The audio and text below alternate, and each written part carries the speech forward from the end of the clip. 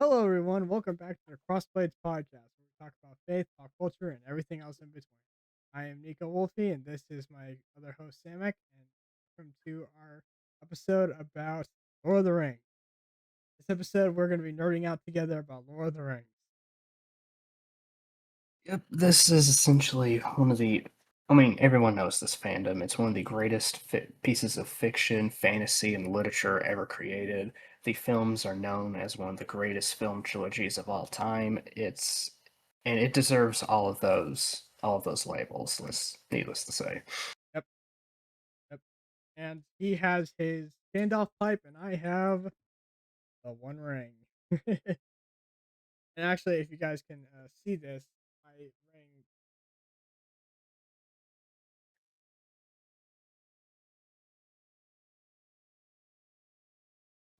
yeah. Yeah. Have you Pretty- gone crazy yet? Hey. Crisis. Jesus Crisis. Anyways, so where do we begin? Dude, why don't we begin of our first exposure to Middle Earth? Okay, so my first exposure to Merle, if I'm allowed to go. Yeah, you go for. Okay, my first exposure to Merle Earth actually was, I think, my dad. For those who don't know, I'm a preacher's kid. I think he was using a scene from Return of the King as an illustration for one of his sermons, and I saw him watching off of the DVD on his old Windows laptop before he switched to the dark side of Macintosh. I hate this because I hate Mac, but whatever.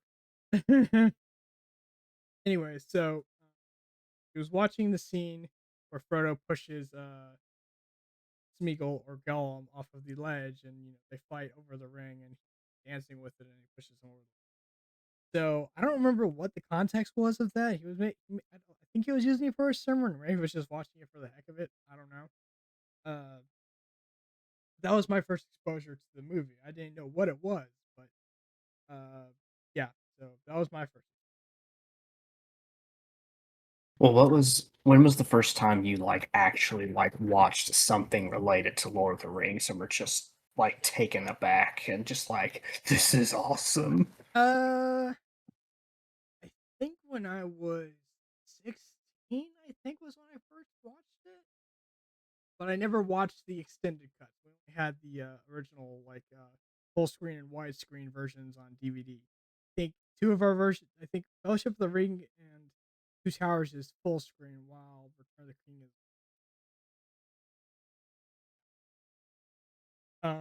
I got to see Return of the King extended cut the last month with my mom on HBO Max because we were gonna go see it in theaters, but due to the weather, it was canceled, and we got our tickets refunded. So yeah, Oh, you got your tickets refunded. Yeah, we didn't get ours refunded. I think we did. I don't know. It was like $20.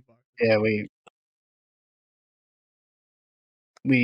we my brother and I we were gonna go, but then yeah, the whole ice apocalypse of Tennessee happened and we Yeah, weren't able to go. So same yeah, thing here. Same thing here. You know what's interesting is that me and you went to go see each other, like, literally a week before. yeah, literally a week before all of this crap hit the fan.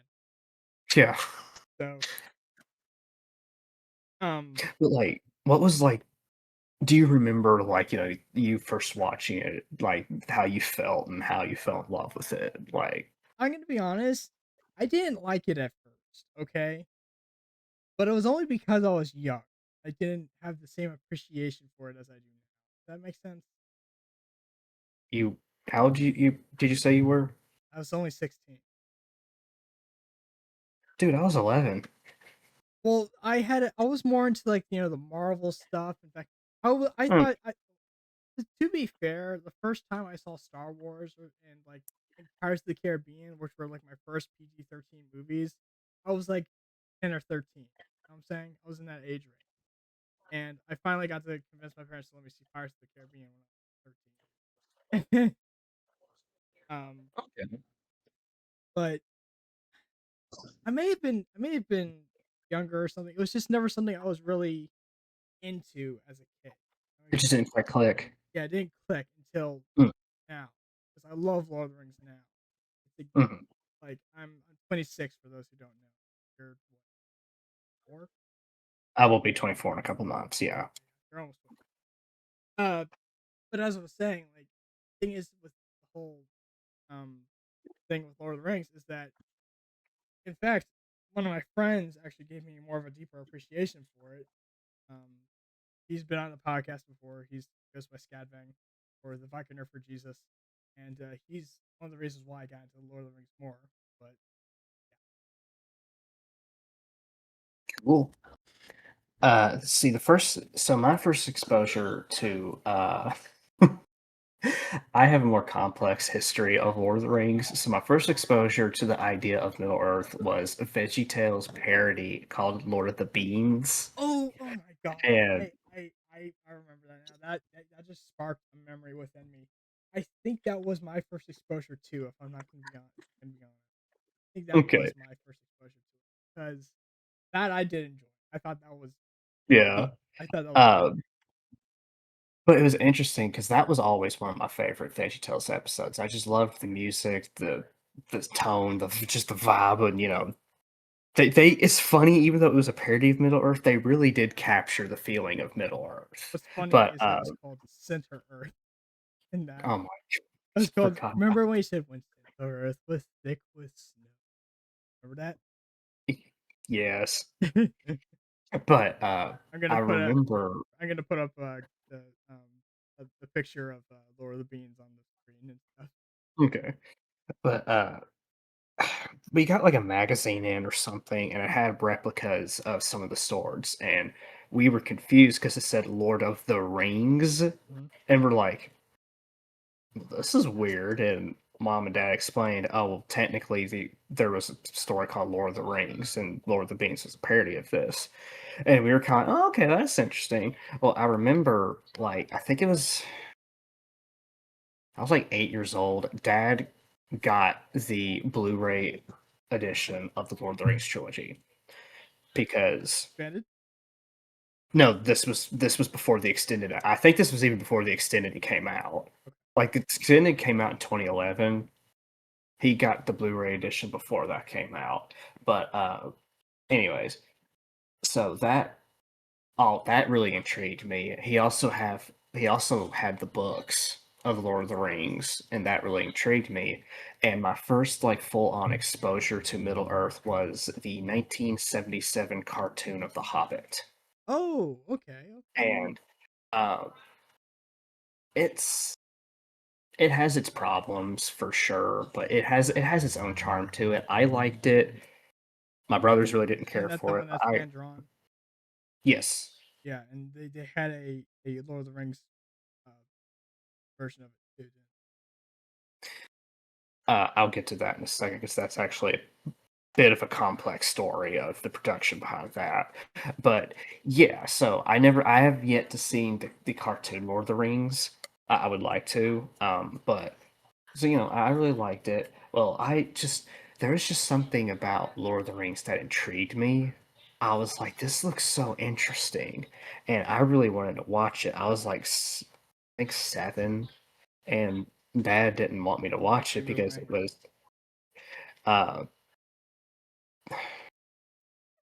really. I Anyways, for those who don't yeah, moving know, moving on. Moving on. Anyways, dad was like, "Oh no, that's gonna scare the crap out of you because the orcs are kind of scary, stuff like that, yada yada yada." mouth is Well, soft. Yeah, yeah, mouth so there's some freaky stuff in there, but I just always just wanted to see it. I was just I would sometimes pull out the DVD cases and just look at the covers because the posters were so cool, Mhm. and I would Especially just the be one like, from Return of the King. yes. And I was just like, I really want to see this. So finally, I think I was 11 years old, and the first Hobbit movie had come out on Blu ray. Well, we got that for dad on Father's Day, and he watched it. Well, then he let us watch it. So I know the Hobbit films get a little bit of flack, but I still love them. That was like that was like when I really dove deep into Middle Earth and Peter Jackson's films. And because I watched the first Hobbit, I was like, Dad, can we please see Lord of the Rings? And he's like, it's kind of scary. And we're like, we've already seen quite a because at this point we had already been seeing like quite a few, like scary stuff, I guess you could say. Like good grief, we grew up watching PG-13 films. Like I remember 6 years old watching Pirates of the Caribbean. Yeah. Parts of the Caribbean, And depending on the child, is fine. yeah. But so he was like, all right, fine. So we put in Lord of the Rings, and I literally remember the first scene of the Battle of the Last Alliance. I was just And then the jaw dropped. chunk of the ring Of, falling and the finger yeah, and just turning to everything. ash. And then, just everything. Like that entire first scene, I was just jaw dropped, just like this is the greatest piece of cinema I have ever seen in my life. And we had just started. And I remember during the ring race chase when they're chasing Arwen, Dad pauses it. And I'm like, well, why'd you pause that? He's like, you want to continue? And I'm like, yes, please. He's like, okay.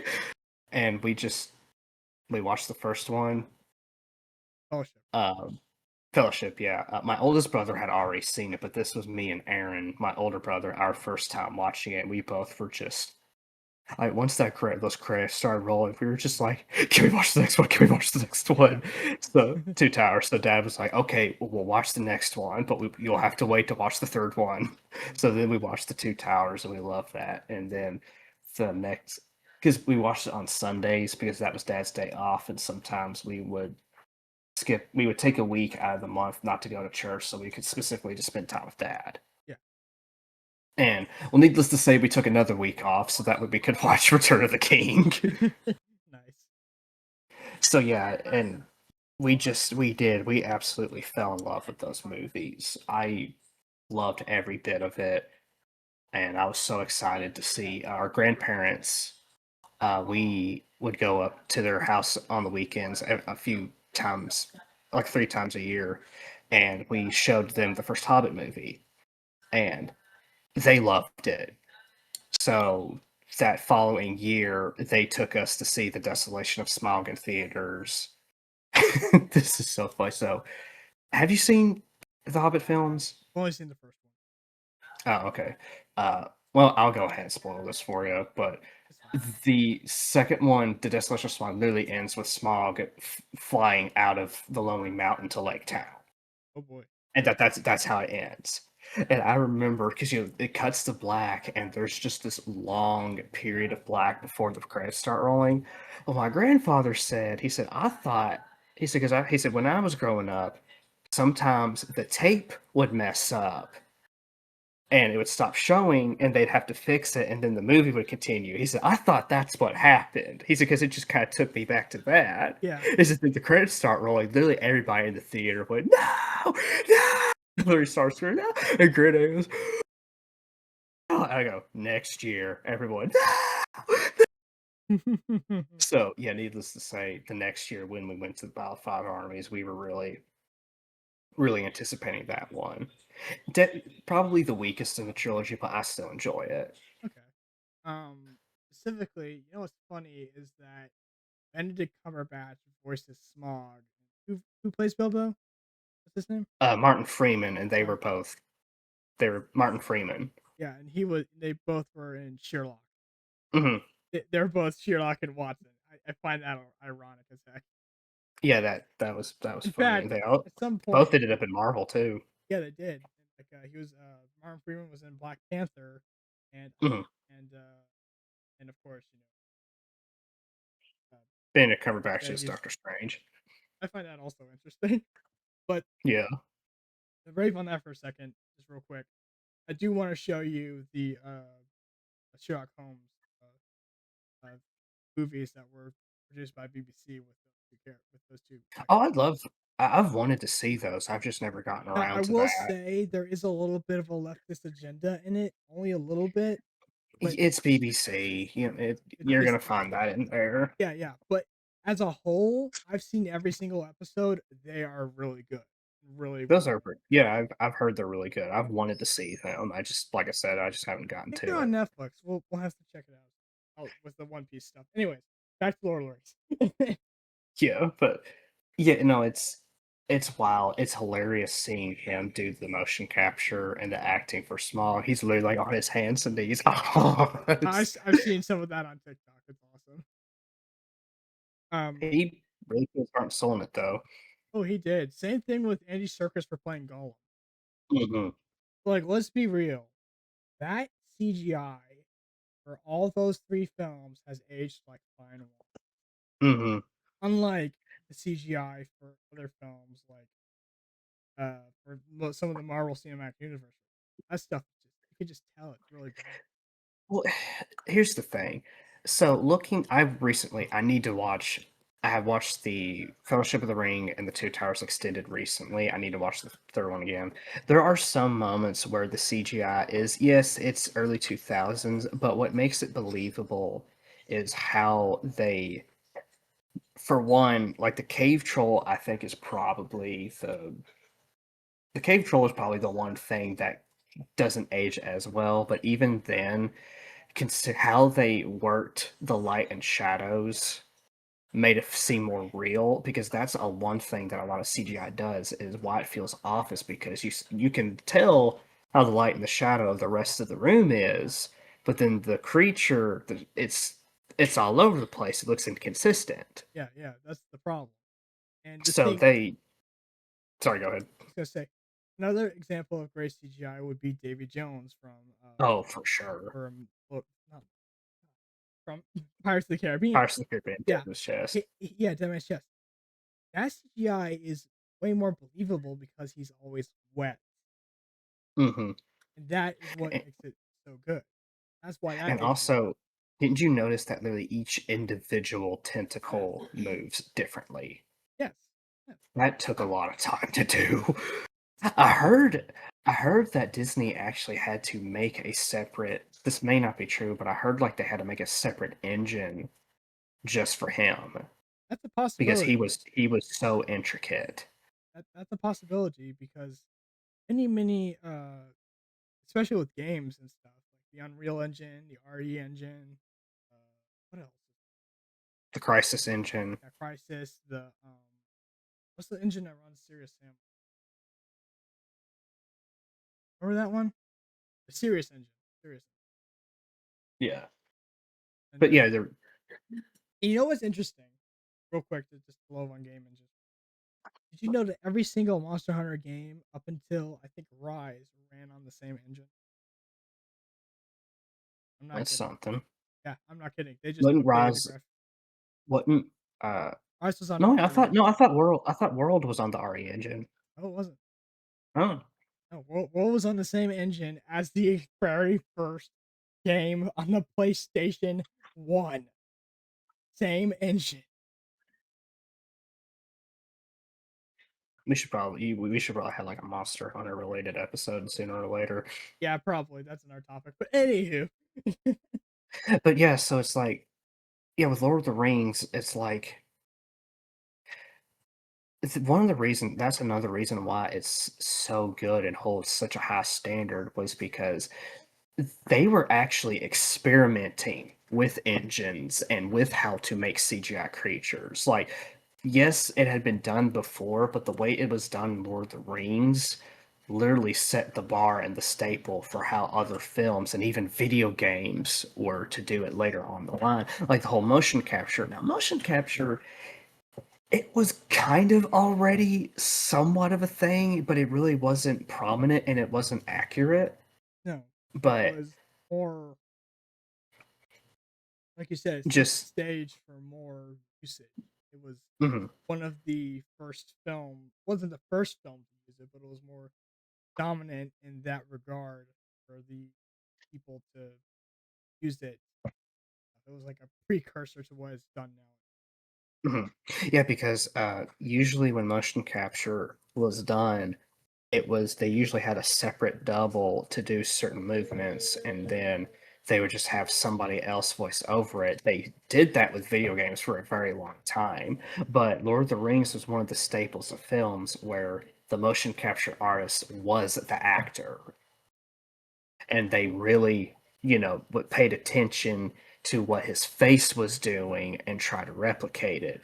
Now, what they did with Lord of the Rings was it's different than what modern motion capture was. Originally, what they did was they just filmed him, filmed him in the scenes, and then they used what he did as a reference.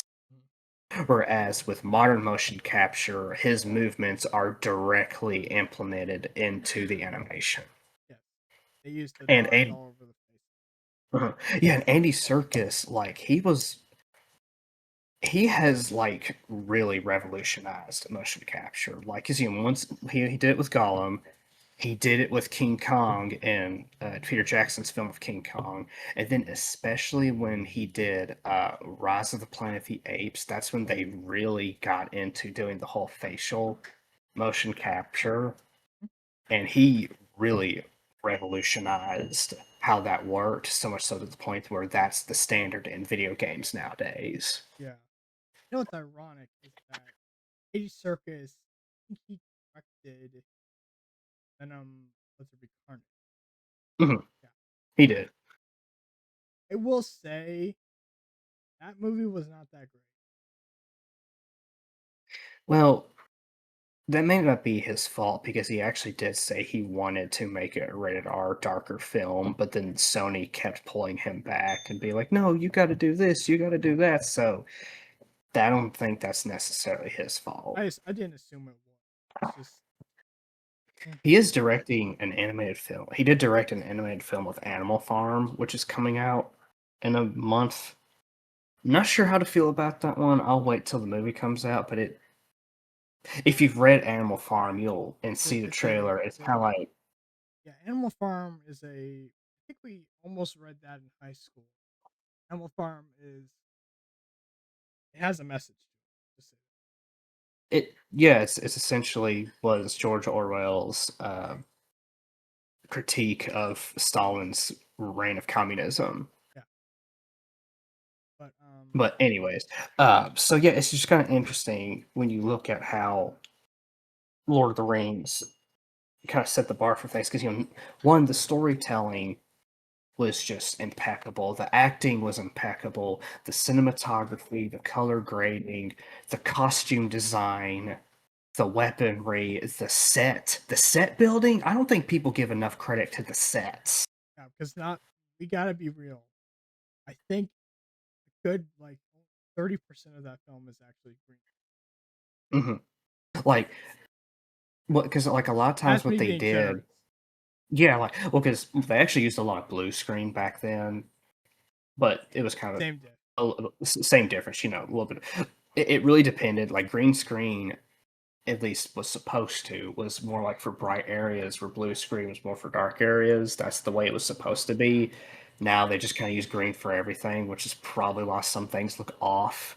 But, anyways, but when they did use green screen, they still built a set and they would just put the green in like the background so that way they could just CGI like far off distant stuff. Yeah, They still put like practical they effect. built they built pretty much everything. Almost every room, every time you see them in a lived area, they built that. Like honestly, set builders really don't get enough appreciation. They really don't. But Yeah, it's true. I mean, yes, The Hobbit they did use quite a bit of CGI, but even then they still built sets. Mhm. But it was interesting because they originally built the Shire to be temporary, and then after it was all said and done, they tore it all down. But then when they went to film The Hobbit, they made sure to build it permanently. So now you can you can go and visit Hobbiton, which man, I would love to do that one of these days. Yeah. So, um, so my thing with Lord of the Rings personally, I love my favorite film of them. Obviously, Return of the King. Excuse me, because Return of the King is like the perfect ending, perfect, you know, final, and also because well, we don't give enough credit to Sam as a character. No, he's Sam, he's getting quite a bit of appreciation lately. Yeah, but I don't think there's enough because he's like the perfect depiction of what a friend should be to someone. Mm. What's your favorite line? I Man, have a couple. there's so many good ones, man. Like, of course, the Fool of a Took is hilarious, but like just the high chance of death, small ounce of success. Well, what are we waiting for? You, you know, One of my you favorite know what? lines is like, "Don't mention anything about his son's death. In fact, it'd be best if you don't." Yes, that That just some still of only the counts as one. that one counts as one. And then, Just "What's going on up there?" Sam's monologue of. Hang on. Oh, sorry. Okay. "What's going on out there? I'll describe it to you. Would you like me to get you a box?" That's one of the best. Okay, anyways, you were saying. hmm But like Sam's in the Two Towers, Sam's entire monologue of because that light is worth fighting for. That is just one of the greatest. And the book? Just yes, Okay. I don't think it wasn't in. Okay, technically in the books, Frodo and Sam actually were never at Osgiliath, so he didn't say it then, but he said it in another time. Okay. Well, I But mean, yes, to be that I believe that fair, was in the not book. everything in the movies are for example, like the Mouth of Sauron in the extended cut and him getting killed, he was not killed in the books, No, he wasn't killed in the book. which is fine in my opinion. Some changes here and there just for the sake of time and stuff like that. It's okay Yeah. because it's still I'm. a great adaptation as long as Oh, it sure. doesn't stick away too much from the original source material. Well, see, I've already read I just finished reading Fellowship of the Ring, I think, last month, and I'm literally in the middle, right in the middle point of the Two Towers. So the core story stays the same. Most of the changes are literally just them condensing scenes because the books are very long, Yeah. like really long. So a a lot there is like a lot of dialogue. There are some chapters that are literally full of almost Just nothing but yeah, dialogue. walking and talking. That's 90% of the Essentially, Lord of yeah. the Rings. Yeah, but I will admit there are times where it's a bit of a hard read where I'm like, okay, can we get on with this? But for the most part, it's really good. There is But one change that I'm very happy that they made in Fellowship. They cut Tom Bombadil. yes, I that would am have literally, glad they did that. that would have literally have added an entire hour Mhm. to the movie. And Tom Bombadil has been a subject of debate amongst Tolkien fans. I I don't understand why he was even put there. He literally served absolutely no purpose to the story. Like he was so unimportant that cutting him out of the movie did not change a thing about the Yeah. story. I will say though, he is referenced in Lord of the Beans. Yeah, as the lucky fellow on the ukulele with his umbrella. No, on the not the ukulele, the unicycle. Sorry, why I say ukulele? Good grief, unicycle. Sorry. I'm Ukulele. a lucky fellow. I'm I'm a a lucky lucky boy. boy. It's my pride and joy. Yeah, that was the that's a great reference. So, for those of you listening who have never read the books, Tom Bombadil is a very mysterious character who is always singing and dancing a little tune. And essentially, literally, this is all he does. The hobbits get trapped in a tree. Frodo and Sam get out, but Merry and Pippin are stuck. And they're like, oh, how do we get him out? And then he just comes along and sings a song. And then they get out of the tree. They go to his house. He just nonstop sings. Him and his wife cook for them, and then they leave. That's literally it. Yeah. And he literally grabs the ring and just tosses it like he doesn't care. He even mentions that he could destroy it if he wanted to, but he just doesn't want to. So like he is so unimportant. I'm like, why did you even bother? Like you spend like 3 chapters with him, and I'm like, I think he might have been just been a comic relief. Like, I don't know. Maybe he was setting something up with him, and then just didn't really. Was just like, nah. Because it's like of all the like Tolkien was so precise with everything. Like he was honestly driven mad at how precise he wanted this to be. And he named everything. He gave so many bits of lore, even at points where I feel like he really didn't have to, but that's beside the point. But then he just goes ahead and throws him in, and it's like you literally just spent an entire hour of this audiobook telling me where Hobbit pipeweed came from, but you haven't explained who Tom Bombadil is and why he's here. So The fact that I he's don't know. unaffected by the ring is also huh? Yeah, The cat, the it's a cat, theory huh? that he's like God. What? There was one theory that he was essentially a uh Fire? Maiar essentially. Well, here's like there in his lore there was God Who essentially sang who everything? created who Who sang sang everything everything into existence? Yeah. existence, and then the Maiars were the ones who started creating little things on uh oh, what was the planet called? Edar? I don't remember. I forget what the planet was called, but then the Just Maiars correct us in the started. comments. Yeah, I knew at one point. I'm kind of blanking out right now, but anyways, so then the Valar came in. Sorry, Fire. the no. You had God, you had the Valar who came in and started creating things, and then the Maiar were their apprentices. Okay. And then once Morgoth, who was a Maiar spirit who went rogue, he became the first Dark Lord. Sauron was another fellow Maiar that went with him, and when all that stuff started going on, there were five Maiar spirits that asked the Valar, "Can we go down there and fix this?" And they became known as the Istari. Yeah. The Istari, of course, were led by Saruman the White. Then there was Gandalf, Radagast, Alatar, and Palando, the two Blue brothers. The Blue brothers just kind of vanished out of the blue. Oh dear God, I did not mean that. I see what you just did Okay, there. I did not mean to do that, but anyways, they just vanished.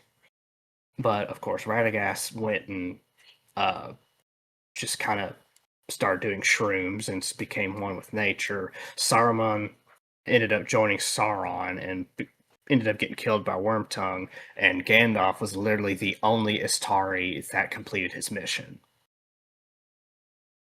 Um, didn't Saruman die a different way in the book?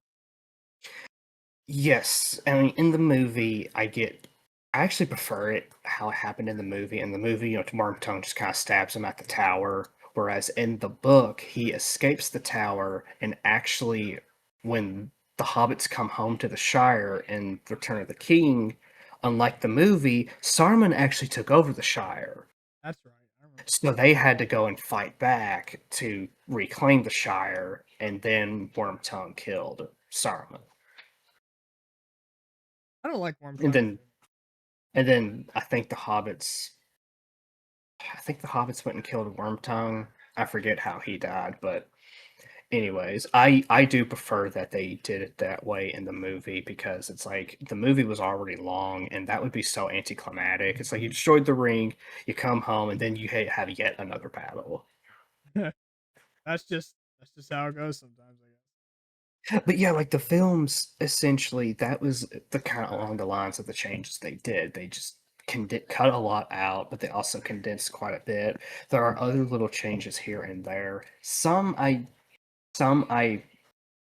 prefer. I'm like, I like this, but there are some where when I was reading the book, I was like, now why didn't they keep this in there? But it's still a fantastic film adaptation. Um, I want to say that there's actually. Did I ever tell you that I found an entire Reddit thread about I Am No Man? I think so. Yeah, that I'm saying that it's woke. I'm Like I've mentioned this before. Yeah, but I'm No, like, are you you see, are you stupid? I mean, we talk more about this in our What is Woke episode, but yeah, it's like because of the woke agenda, the leftist ideology that's been constantly pushed into our films, you have the counterbalance, which is the anti woke movement, which had a good idea at the start, but now it's gone so far to the point where you have stuff like this where they're saying that Aowen defeating the Witch King is woke. It's like that. No, that's not. Because She if we didn't. look at it in detail, number one, she couldn't defeat a Witch King without Pippin's help. Well, that too, but also it's like Pippin she or didn't was just come. it Mary? It was Mary. Yeah, Mary. Sorry, It was Mary's the one. Mary. Yeah, sorry. Not Mary's help. But she didn't just ride in and just like, oh yeah, girl power, no, and just completely slaughter an entire army by herself. Be like, oh yeah, I can't be touched. She had struggle. She had character development. She wasn't an insufferable turd. No, and it's the same thing with Mulan in my opinion. Mulan had to go through blood, sweat, and tears to get to where she was in that army position, and then taking on what was this, who's the big Attila? She took on Attila, or who was the Hun that she? I've never seen the movie. Well, there was a Hun that she took on who was a big butt man and all that stuff. So, and she used uh, fan, like a Chinese fan, to Mhm. get a sword out of his hand into, you know, then Mushu fires fireworks at him. But my point is that that movie, in my opinion, isn't woke either because of the fact that there's actually a character. Mhm. She does, and there's that one point where she does get flashed by the Hun. I think it's, I don't know, but she gets to get slashed by him, and she's literally about to die because well, of course, it's Disney. Disney kids don't show minimal blood. But there is a scene where you see her hand and it's covered in blood. It's about to die. So, But yeah, like so it's interesting. That honestly leads me to one point about Lord of the Rings. It's like both sides of the political spectrum really want to claim it as their own, which is so stupid because it's like you have the raging libtards trying to be like Sam and Frodo are gay, and and saying this is a pro-socialist message and just spewing their bull crap. Well, then on the other spectrum, you have the alt-right conservatives that are like, like you were saying, oh, well, this is woke and stuff like that, and being like, why can't we and just spewing enjoy it their for own. what it is? It's like Tolkien was a Catholic. He was conservative, but he wasn't alt-right.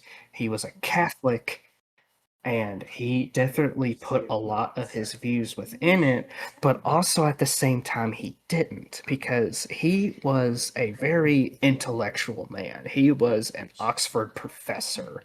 Yep. Not just anybody became an Oxford professor. You had to be like really, really up there to get there. Um, Like Einstein level. Let's just say that. yeah, he was honestly too intellectual for his own good. It probably He was a was curse for him.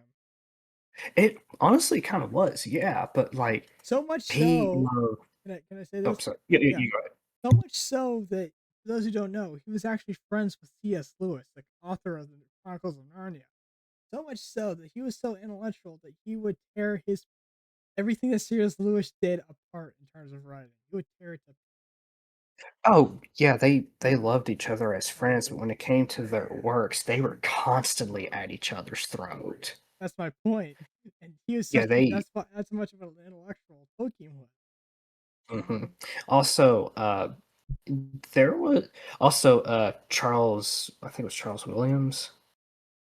Yes, Charles Williams. It was Tolkien, C.S. Lewis and Williams. They were known as the Inklings. Williams was the oldest out of all of them.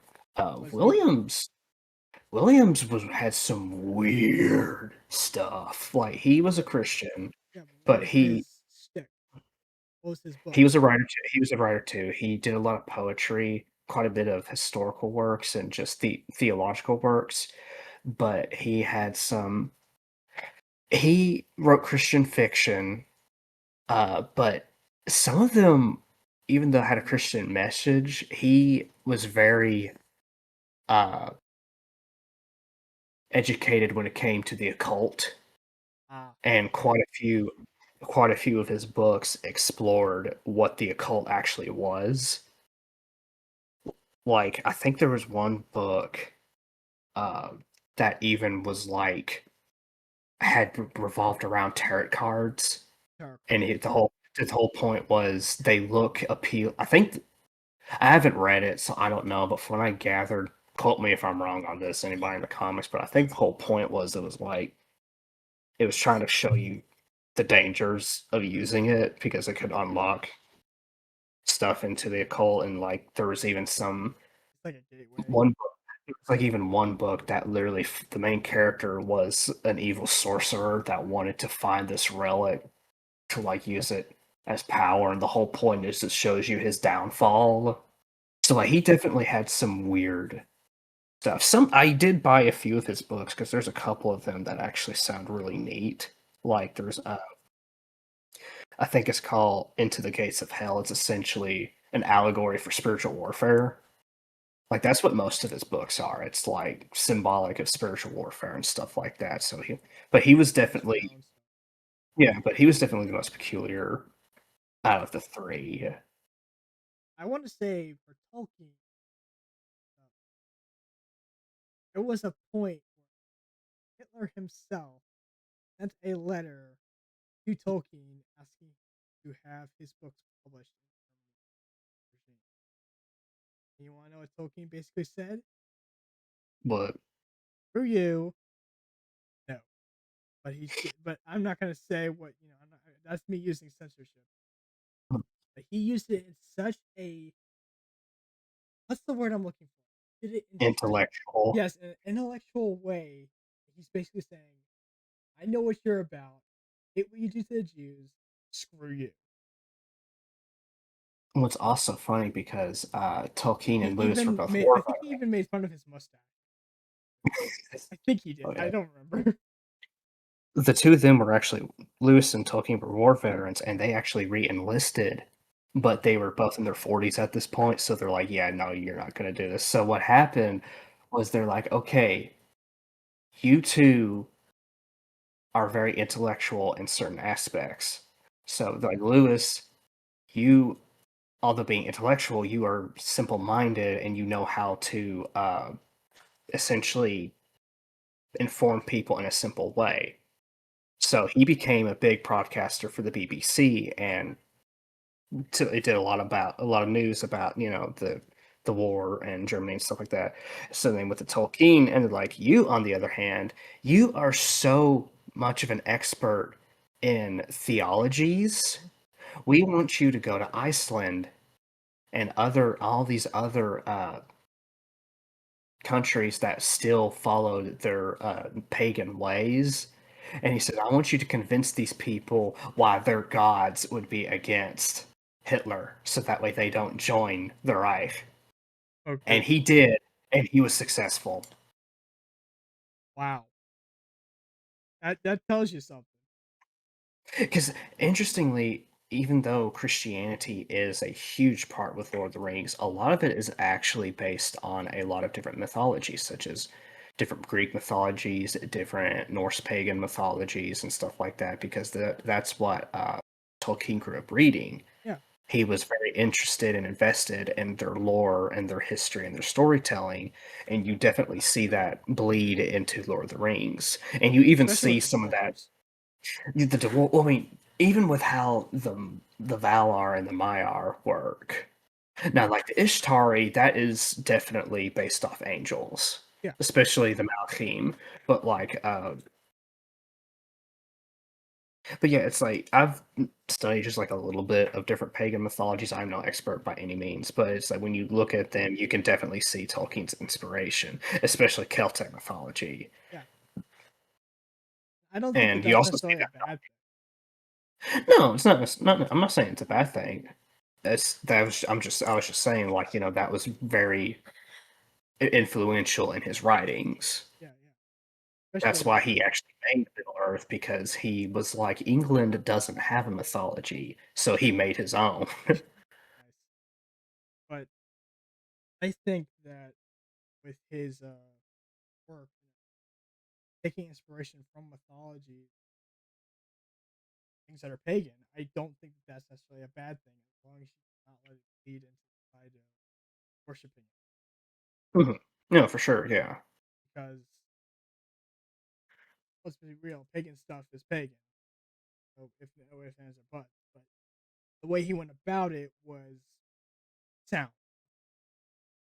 Yeah, for sure. He just kinda made his own he literally called it the Legendarium. He just made his own legends and myths about it, and it's funny because he swore up and down that there was no biblical allegory within his work, but near to close to his death, he finally admitted in a letter, he was like, "Well, I guess it was allegorical for the Bible."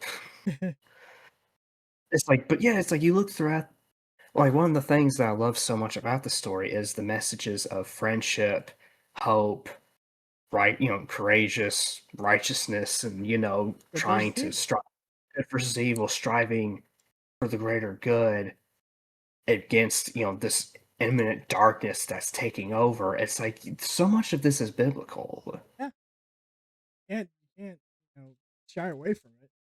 But I was gonna say that and I think that one of the best masculine characters ever written in fiction is Aragorn. Oh, oh yeah, especially. Interestingly, the book version of Aragorn is actually vastly different in certain aspects than the film version.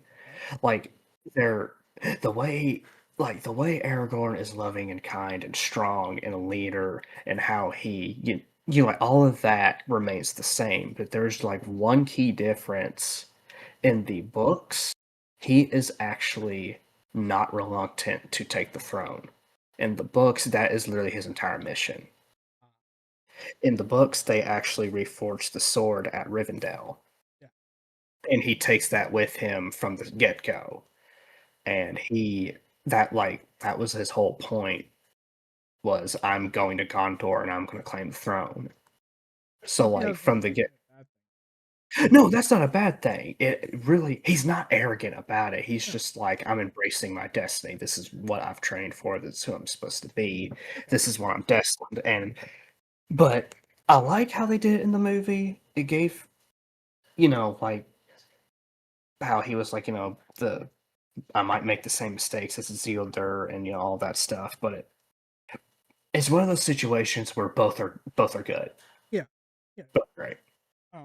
I do think that him being seen with in the ruins with Frodo and Friendship of the Ring, where he would have gone with you to the end, with his hand over the gives it back to him Hmm.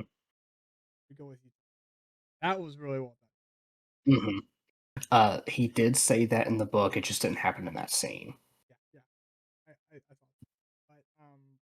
But I just want to say that in the uh, in the movie, him being tempted by the ring was also really well done too. Hmm. But I think he was one of the okay. Sam was tempted and didn't fail. Based on like how to say Boromir. Boromir failed in my opinion. Uh, technically, Elbow failed. Technically, you know. I mean, Frodo technically failed. Well, the thing about the ring is, um, this is how one guy explained it. The movie kind of did go into this, but the book explained it a lot more. It doesn't just tempt you of, oh, I want the ring. What the ring does is it tempts you with your deepest desire and says, I can give you the power to get this. Yeah, So it's not necessarily, oh, I'm tempted towards the ring. It's what can the ring give me? which for most people is fame. Of course. And like with Boromir, he didn't want fame, power, and glory. He wanted to ensure the safety of his kingdom. Because I mean, the movie didn't talk about this because the movie was already long enough. But in the book, Gondor had been under siege for a long time, and they were losing men on different outskirts. And the movie did talk about this though, and Osgiliath was the last stronghold between Mordor and Gondor. So Boromir didn't want the ring for himself. He wanted to use the ring as a weapon against the enemy. Yeah, but he didn't realize that the ring was part of the enemy, really bred from the enemy. Mhm, So with that in mind, he didn't understand that if he wore the ring, that he would be aiding me. mhm. And like Gandalf mentioned, if I was to take the ring, I would want to do good with it.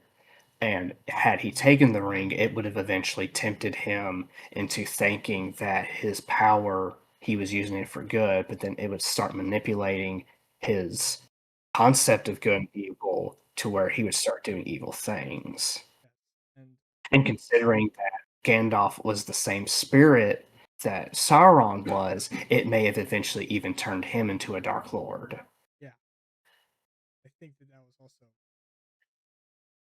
but um, so I'll look. Okay, let's for reference sake, who all was tempted by the ring, at least in the film. Well, Isildur, of course. Isildur wanted to be. It really kind of tempted him with like setting up himself as king and ensuring, safety and stuff like that. And of course, it became his downfall. Gollum, Gollum wasn't tempted. Gollum was He still wasn't. the thing about Gollum was it never really did discuss exactly what his deepest desire was. He was one of the interesting cases where his desire was the ring, Yeah, which is what was so odd about him. let's just be honest. He looks like a guy on. Mm, yeah. Uh, I that's what but then, of course, I'm gonna be if it's honest. I'm gonna be honest. I really do think that the ring in his uh you know concept is drug or anything that is that damaging to you. Saying mm, that's just well, my because opinion. Gollum was Smeagol was such an interesting position because the ring had literally been lost for a couple of thousand years. Yep. And then when it saw that someone had finally picked it up, it went like full on, full power to where it literally almost instantaneously drove them mad. Yeah. Where him and his cousin literally tried to kill each other, and he eventually ended up killing his cousin. Yeah. And it just instantly just hooked him. Like he is one of those rare cases where his desire was the ring, but when it came from to everybody else, considering it, came the contact of like warriors and kings and stuff like that. Like I said, it was like, what do you want? I can give it to you. Yeah. I do think that Gollum is a very interesting case. hmm let's see, Frodo it tempted. Interestingly, Frodo, it really didn't.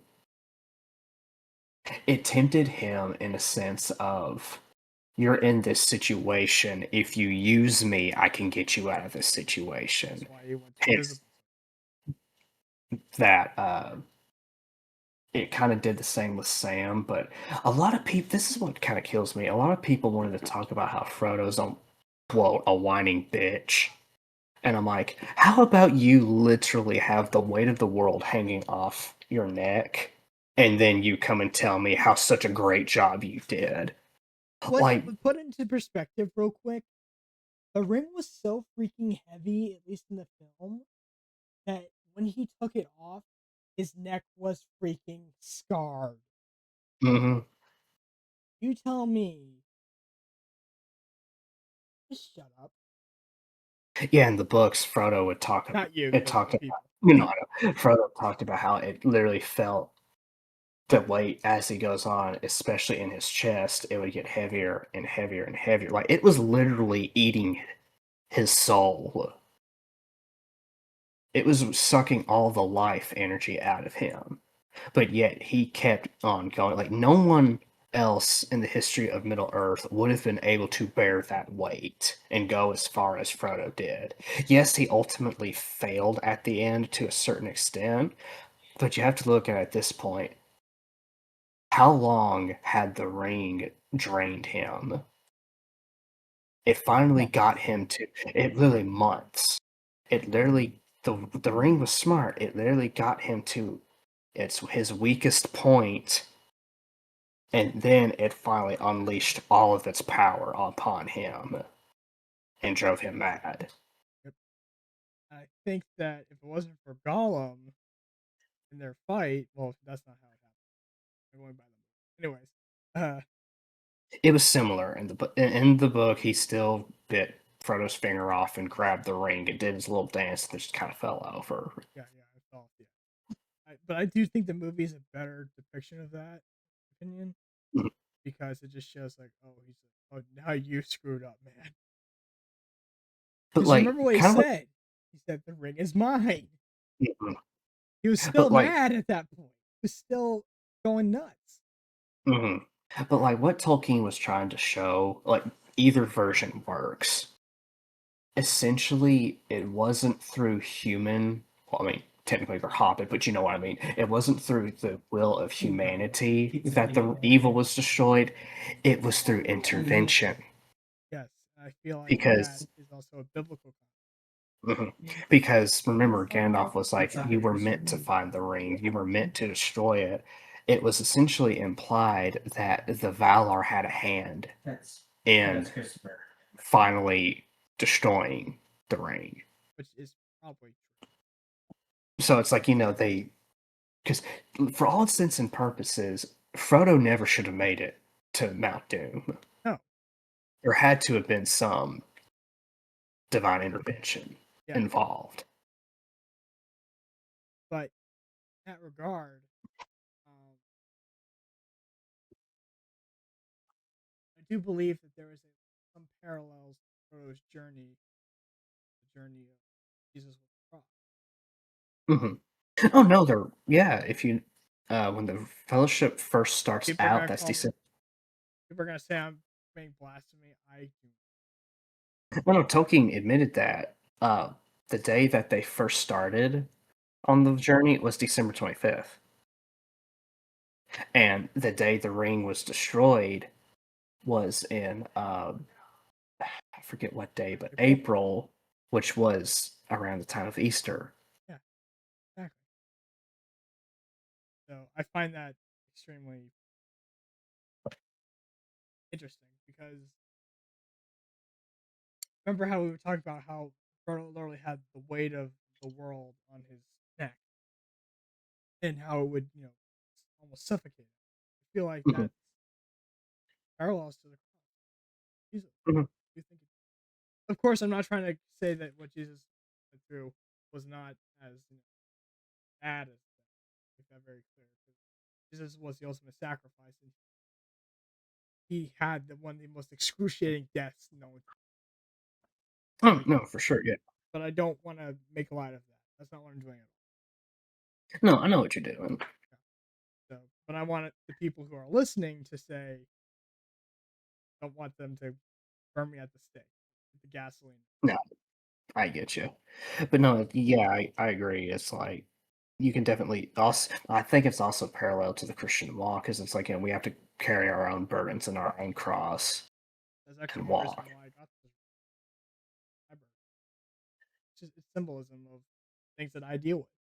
That's why I got Yeah, but yeah, it's this story is just I can't even really begin to describe how much I love the story and exactly why I love the story. It's just one of those. It's just one of those. It's like you just have to watch it and see it for yourself to fully embrace and fully understand just how good it is. yeah. It's like I said, cinematography, awesome. Howard Shore, I don't think he gets enough credit. He doesn't get enough credit for his score in that film. Like I could literally just play those What soundtracks and yeah, just listen to them all day long. They're so what are the good. soundtracks on Spotify? Oh, I know. I know. I'm like, you better know that. Oh, I know. Like, when I watched the extended cuts, I left the movie on in the background because the credits are very long. But I was just doing chores and turned the volume up just so that way I could listen to the music. Right? But yeah, it's like like I said, the costume design and the set design is so unique and so beautiful. It's like it all works and flows because like there's so many times in films where it's like certain aspects of design will look cool, but then other things will kind of clash with it and it just seems out of place. And because like Rings of Power, for an example, Oh, that don't that costume, it's like you spent $1 billion on the first season, but yet the costumes look like crap. gonna put the key. Huh? Yeah, and it's just it's like the use of practical effects with CGI, the battles. Yes, I know as someone who has studied historical weaponry, martial arts, and battles, yes, historically they are not accurate to how battles would be done, but I don't care. They're still totally awesome.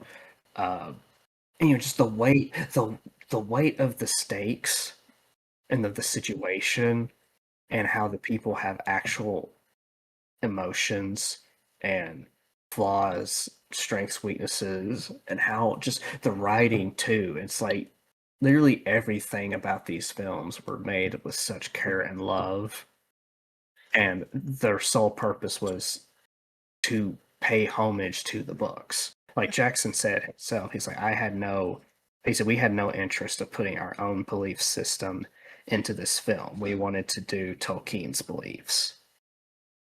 I hope that he's not rolling in his grave over it. I think he would be over Rings of Power though. He would be of Rings of Power, and What was the other apparently one? Stephen Colbert is going to make a new sequel movie to Lord of the Rings. Dumpster fire. Dumpster It's like fire. what? Why? He would definitely Tolkien would definitely be disappointed in The Hobbit.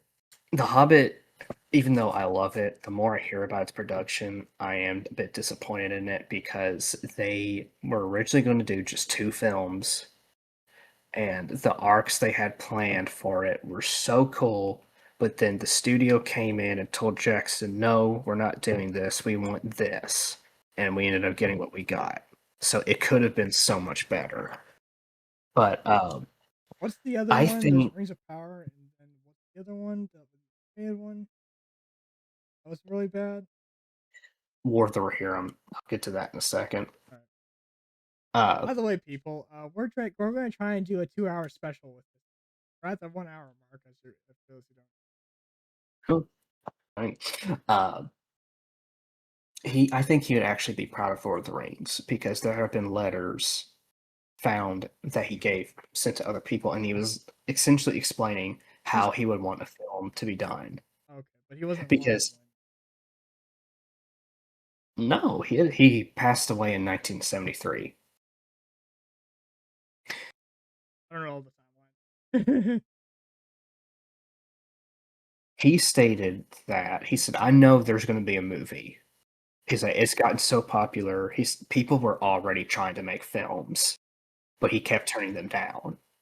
And I'm glad he did because they would have been absolute dumpster fires. Like the Beatles even wanted to make a movie. Huh? No, I'm serious. The Beatles wanted to make a Lord of the Rings movie, and I think Mick Jagger was going to be It's like how it's how like Michael not Mick Jackson. Jagger. Not Mick Jagger. Good grief. That's Rolling Stones. I'm trying to think of their names. I forgot them. I completely forget their names. But anyways, like they were going to play some of the characters, Well, and the thing is that same thing with Michael Jackson wanting to play Spider Man. Just doesn't work. No yeah, at one offense point, to the king of rock and roll. No offense to him. It he's just not the king doesn't. of rock and roll. What? That's Elvis. The He's king king of of pop. whatever.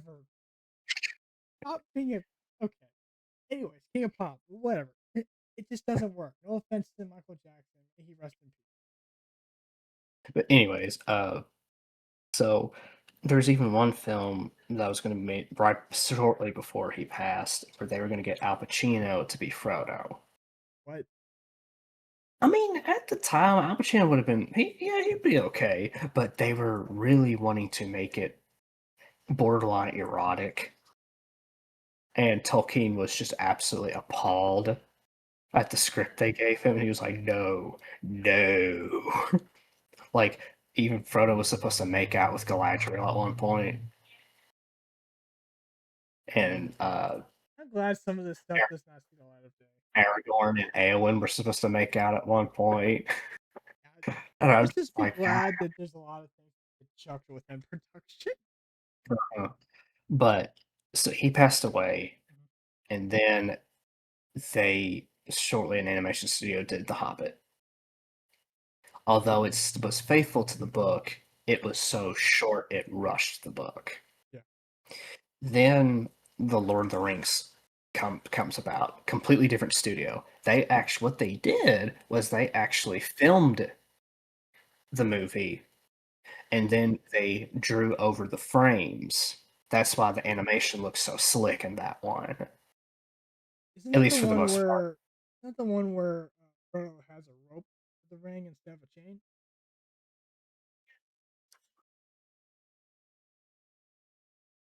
You know what I'm talking about? I Because I think so. Okay, I'll put up does he look normal or does he look weird? I'll put up a screenshot for those who yeah, I'll put up a Does he screenshot look for the one I'm thinking of. does the animation style look normal or does it look all weird? Looks semi-normal. Okay, then that's the one. Because the Lord of the Rings film, they were going to condense the Like entire trilogy into there, one film. there's one single frame that's in my head right now. I'll describe it to you. It shows Frodo literally holding the ring by the rope, and it shows him like his eye is over, and this is this. Does his head look like a normal head or is it all like It's kind of like it's kind of similar to Charlie Brown. It's not like over the. It's not like perfect, obviously, but it's similar. Like the heads are very oval shaped, if that makes sense. okay, no, that's the Return of the King cartoon. Ah, got it. Okay. Because what happened was they ran out of money, so they didn't finish the movie. Ah, So, because they were trying to condense all three movies into one movie, and the movie literally stops in the middle of the two towers. oh, So, it stops with the Battle of Helm's Deep. And so it was apparently a huge pain in the ass of a production. And the director said he did not ever want to do that again. So the same animation studio that did The Hobbit, they did Return of the King. that's And it was a bit of a downgrade, to be honest with you. that's But it did give us the Where There's a Witch, There's a Way song. wild. But yeah, that was a very odd production era because it's like, when once Tolkien passed, everyone was like, all right, the bastard's dead, let's make all we want. That was pretty much because, he prevented them from making so many movies. Well, to be Thank God. fair, But then since he passed, everyone was like, all right, well, let's do it, let's do it, let's do it. yeah, but to be fair, looking at Skate, as you've told me, is cutthroat. They are, it's weird. They are, but they also aren't. I'll get to that in a second. Um, but then, so of course, the Lord of the Rings movies, as we know of, that had a very interesting production as well because Harvey Weinstein, bastard, he was one of the executive producers. He's one of the reasons the movie was made because he helped fund the movie. Which one? He actually, the Lord of the Rings trilogy. Peter Jackson's? Yes. Okay. I thought you were still talking about the Um. animation. Oh, sorry, no. So he wanted the trilogy to be very different. He wanted the first movie to be The Hobbit, and then the next two movies to be a condensed version of the trilogy.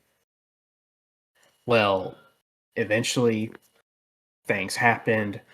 Peter ended up gaining more creative freedom, and he put his foot down and was like, well, "No, we're making the Lord of the Rings trilogy."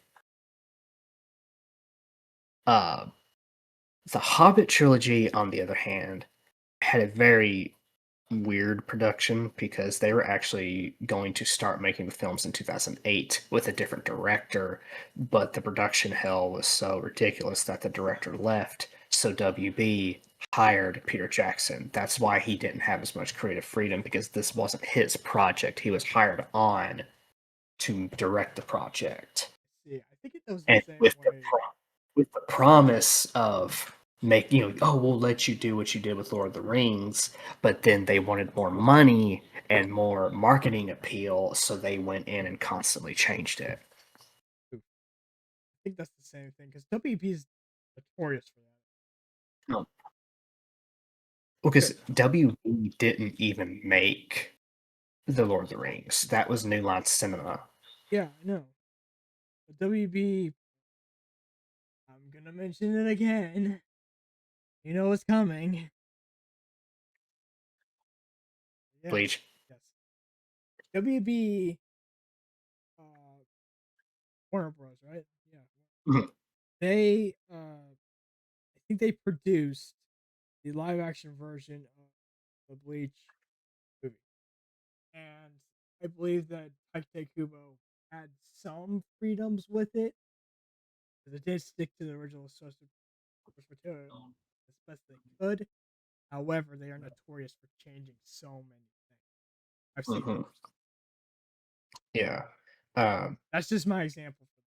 The only reason I'm in, because that's the only yeah. example. Uh, but but no, yeah. New Line Cinema eventually was bought out by WB, which is yeah how we end up with Isn't that. I that why? think that's actually one of the reasons why The Hobbit ended up in a bit of a production hell. Yeah, I was gonna say, isn't that why it's on HBO Max? Mhm, yes, but also, so what kills me is this was Peter Jackson's original vision. Mm-hmm. The Unexpected Journey, There and Back Again. Mm-hmm. An Unexpected Journey was actually supposed to end with the barrel sequence of the Desolation of Smog. Ah, That's the halfway point for Desolation of Smog. But it was literally they had just finished wrapping up filming for An Unexpected Journey, and they were literally in the process of getting it editing it for theaters when WB stepped in and said, "We want you to make another one," and they had to last minute for a little bit halt production for the uh, rest of the films, so that way they could go back and reshoot scenes for An Unexpected Journey to make that one longer, so that way they could put the rest of the content they filmed in Desolation of Smog. Like so much so to the point, some of the promotional art for Azog, like some of the posters, he looked different because they even changed him last minute. And Beorn was going to have an entire arc that they filmed, but they didn't put in the movie, which was so stupid. Instead, they replaced him with an arc with Legolas and Tariel. I mean, as much as I love Legolas, it's like Legolas was not in the book. Beorn was. really? Legolas was not in the book of The Hobbit, no. But because he was such a fan favorite, they're like, "Oh, let's put him in this movie." People will be like, "Oh, look, it's Legolas," and it just, yeah, it's like I would have been okay if they put him in there, but as a cameo, because yes, he's a woodland elf, he's the king's son, so of course let him be in there. Yeah, But you just didn't. They didn't have to go make an entire arc centered around him, and then they completely made up Tar El and did some stupid romance between her and what Keeley. Yeah, that was kind of stupid. But so yeah, although flawed despite its problems, I still love the Hobbit trilogy. I saw the last two in theaters, and I still think there were many aspects they did, and they did well. But comes War of the Rohirrim. Do you know why they made that movie? Nope, I do not. because WB was going to lose the film rights of Lord of the Rings if they didn't make another film. So they just cranked out another film. They got like 55 animation studios to crank out that movie, and the animation still looks weird. Of course. Yeah, it's like that story they got from the appendices of Return of the King that gave you basic histories and stuff like that is literally one entry about a war amongst the Rohirrim, and it was about Helm Hammerhand. He was essentially the main character of that story, and he ended up dying in battle, and his nephew Freeleaf, I think. Yeah, Freeleaf ended up leading the charge and helping the Rohirrim come to victory. Well, in the movie, they completely cut out Freeleaf and make Helm's daughter, who doesn't have any war experience, become, the girl boss hero and lead the charge. She's insufferable and all that stuff. Here's the thing. In the accounts that Tolkien gave, she didn't even have a name. That's how unimportant she was. Okay.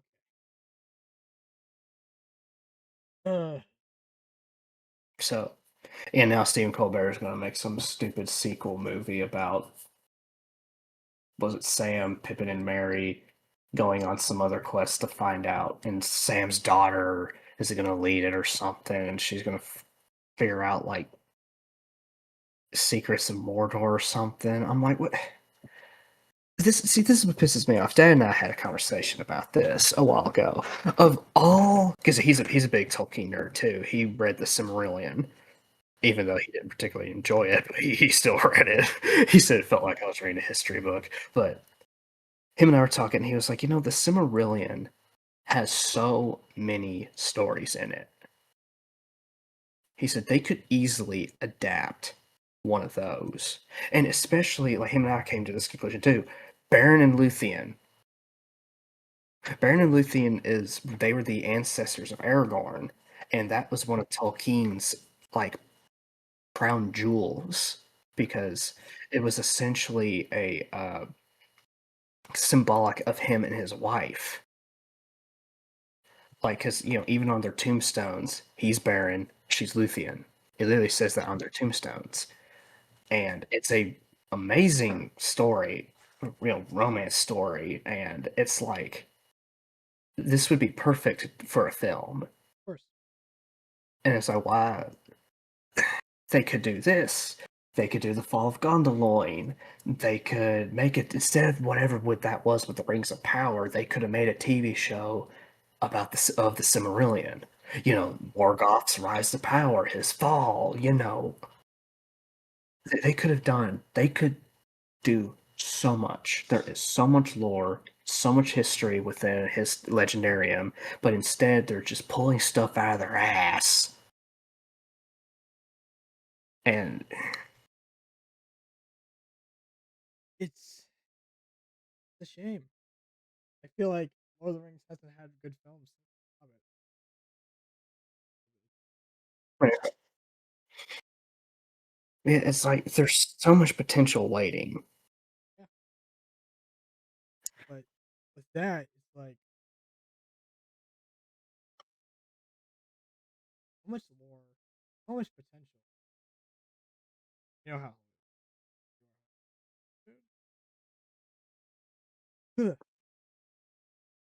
It's like they see the IP and they see it's popular and they're like, okay, well, let's milk this, but they don't ever want to embrace what made the IP popular. And they go bang off. Mm. Like, as Stephen Colbert claims, I mean, there's no secret. He is a Lord of the Rings fan. He's been very vocal about that. But the problem is, he's a screaming leftist. He's not just a liberal. He's like a screaming leftist. To be fair, it's the And same guy. he's going to put his politics in this. The same. I hate to say this. That's the same thing with the Devil May Cry. The guy who directed the Devil May Cry Netflix anime. Same thing. You know Mm, how political that series was, based on what you mhm. with how the demons, refugees, yada yada yada. Granted, I like the story. I get the agenda is trying to push, but I don't fall for that. But it's the same kind of deal. You know what I mean? Yeah, it's like if you really are a true fan of this, then you're going to respect the author's belief system As you should. and you're going to respect the lore. Because as goofy as he is, it's like if Tolkien were today, he would crucify Tolkien. But hopefully, with then again, Paramount did buy WB, and they're going through the process of claiming all that. Maybe they'll step in and be like, nope, let's not do that. Hopefully. But I mean, it's like, I mean, good grief, even the Shadow of Mordor and Shadow of War, I have, I kind of have a bone to pick with those because they really do go against Tolkien's lore. And, but even then, at the same time, they still did respect. In one aspect, they did go off the lore, but in the other aspect, they did stay true to Middle Earth. Yeah, isn't that the And they video did games? the video games, yes. It's like everything else, for the most part, they stuck pretty well. They even explored how Celebrimbor helped Sauron make the rings. It's just the bone I have to pick with it is in here the spirit of Celebrimbor possesses a Do the Nine Ranger, and they both share each other's body to go on this stuff. And I'm like, that's nothing Tolkien would write. But you have to admit, the cinematics in those games are pretty good. Oh, cinematics are great. The combat looks great. It's just I don't know. I just don't really like the idea of playing as a possessed dead guy. I think that's a little weird. I don't think Tolkien really would have been very keen on that idea, to say the Then least. again, he did trade the oath for dead people spirits. I'm not trying to defend it and saying it's right, but he did do that. Different context, though. But well, think about it. The Oathbreakers, they were essentially kind of they broke their oath, and then this was their curse. And then when they finally fulfilled their oath, they're able to you know rest in peace. They're not possessing people. Well, yeah. Also, the Oathbreakers were extremely different in the books. Yeah, in the book, well, there's a funny story behind that. In the books, they were essentially kind of like zombies. They were undead, and during the production of Return of the King, they actually had them looking more like skeletons. But then one of the VFX artists tells Peter Jackson, he's like, "Hey, did you see that trailer for that new movie Pirates of the Caribbean coming out?" And he was like, "No." He said he shows him the trailer and he sees the skeletons. That's essentially what they were going to make them look like. And so they're like, okay, well, we don't need Disney suing us, so let's do something different. So they made them like ghosts.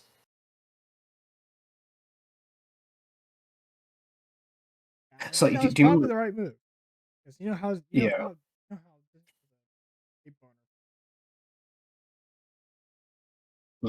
because you know how essentially the way, if you notice the way they look, they were looked very similar to Curse of the Black Pearl with the skeleton with a little bit of skin and flesh left on them. But what they did was they just essentially made that, but like a Green Phantom. Essentially, like materialize that. That's what they would have looked like. See, yeah, gone on for an hour and 25 minutes.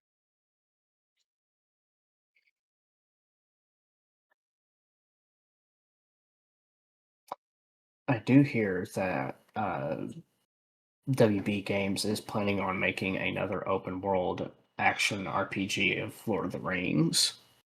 And let's That hope it's better than. Let's hope that too. Let's hope it's better than Shadow of Mordor. And a lot of people, of course, are wanting the Nemesis system to be brought back, which that is kind of stupid because it's like they made the WB They did. Games. Okay, so give me a second. So the Nemesis system they made exclusively for the Shadow of Mordor, Shadow of War. Then they patented it to where nobody could use it, and then they never did anything with it ever since. So it really sucks because there are so many games where the Nemesis system would work. Like Ghost of Tsushima really would have benefited with the Nemesis system. So the whole point is this is a basic, very generalization of it, but it's a lot more complex than this. Essentially, the Nemesis system is like your reputation amongst enemies. If they defeat you and you meet them again, they will remember you and they will uh, adapt to how you fought them. Or if you defeat them but they escape, or they will go out and start spreading reputations. And when you fight them, you will learn their move set and learn how they fight, so that way you can counter them. Well, It's a very unique, complex system of like the enemies remembering you, you learning from their move set, and them learning from your move set. yeah. There's a similar system to that actually. Spider-Man. It's similar to that, where you have a reputation to where if you fail missions and stuff like that, and you have enemies get away and stuff, reputation city is affected. If you get your reputation all the way down, cops will be after you. They'll put drones out in the skies to shoot you down. It's kind of ridiculous. It's not quite like that. It's more like the one-on-one of the person you fought. Uh, Like I said, it's a lot more complicated than that. I'm not really doing it any justice explaining it like that. But but it's in but Shadow of yes, Mordor, and Shadow War, yeah, but like Assassin's Creed Odyssey kind of came up with their own version of it, but it was essentially a very bare bones, not very complex version of it. But Assassin's yeah, like Creed wasn't Black Flag one of the best versions of it? pretty much, yeah. And I heard Black Flag thing. No, no, no, no, What? no. Like a legitimate remaster. No, Not. it's just my point is it's Ubisoft, so they're probably going to find a way to screw it up.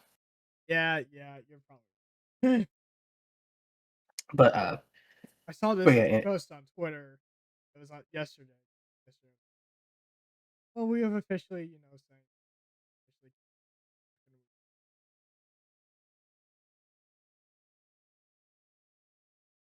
I still haven't played that actually. I haven't. I I want to just play Black Flag so badly. I haven't. I just haven't played it. But like seriously, like um, we could use another good Lord of the Rings game. Like there are a few good Lord of the Rings games. Like Lego Lord of the Rings is one of my favorite Lego games. It's one of my favorite games. Period. There were some really cool ones in the PS2 era. I would love to grab those and emulate them. Or Lord just of the buy a Rings, PS2 yourself.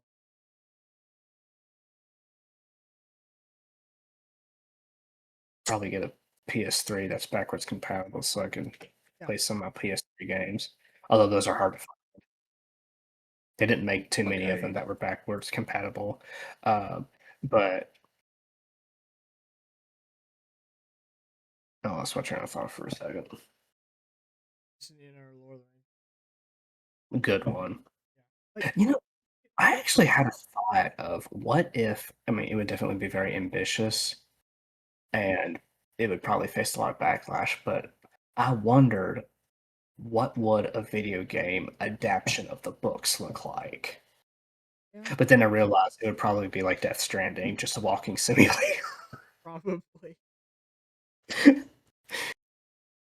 But yeah, I like Lord of the Rings Online in some aspects, but aspects I don't.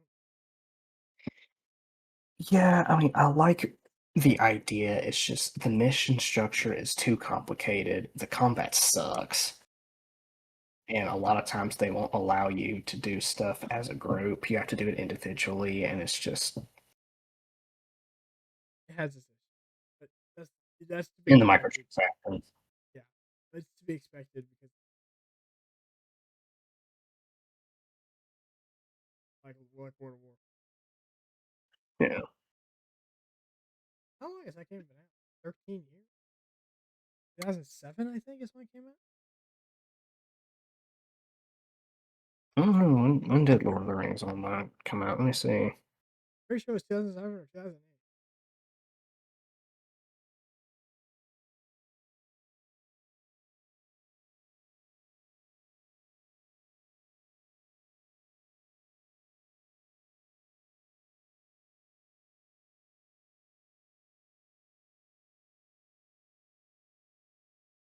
2007. Right. So that is a while. And it's still active. What's so much crazy about it? Yep, it is. Shows how much. I I liked where it was going, but it just kind of got old after a while. It got too complicated for me. But yeah, we were gonna try and go for 2 hours, but we're probably gonna wrap it. Yeah, I've got nothing else to say about it. What about you? Uh, one of the best trilogies of all time. Hmm. One of next to I think first Star Wars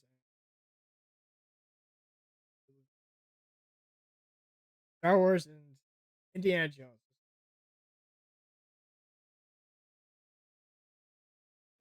But then again, I'll do straight up dark.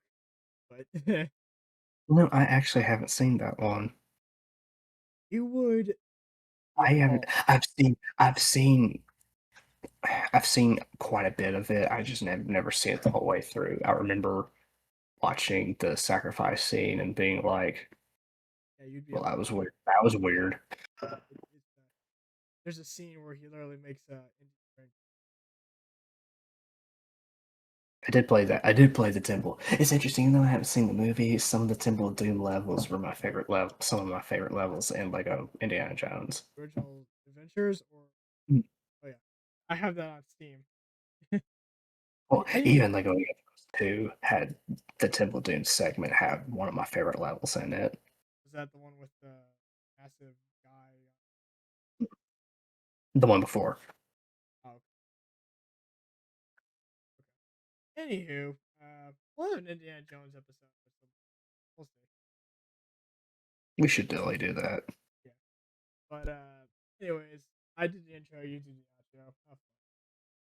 All right. Thanks for watching the Crossblades podcast, where we talk about faith, pop culture, and everything else in between. I'm your host, Samekh. This is my co host, Neeko, and we're signing off. Go watch Lord of the Rings. You It's go. awesome. Yeah, it is. On the flip side.